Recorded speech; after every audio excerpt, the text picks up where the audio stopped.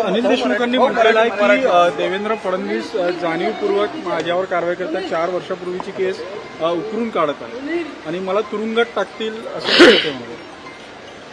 सहानुभूती मिळवण्याचा केविलवाणा प्रयत्न या व्यतिरिक्त याला काहीच संबोधता येत नाही.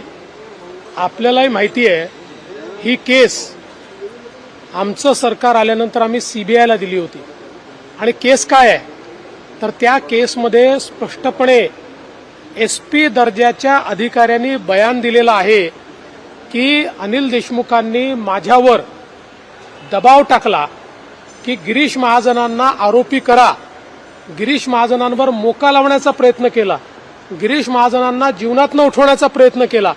आता त्याचे सगळे पुरावे हे एसपीनी त्या ठिकाणी दिलेले आहेत, पोलीस अधिकाऱ्यांनी दिलेले आहेत, त्याच्या नोंदी त्या काळच्या त्यांनी दिलेल्या आहेत, वरिष्ठांना जे कळवलं होतं ते त्यांनी त्या ठिकाणी दिलेलं आहे.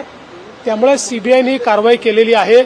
खरं म्हणजे त्यांना पहिल्यांदा या गोष्टीचा विचार केला पाहिजे की कुठलीही चूक नसताना गिरीश महाजनांना जीवनात न उठवण्याचा प्रयत्न जो त्यांनी केला, त्यांनी गिरीश महाजनांची पहिल्यांदा माफी मागितली पाहिजे.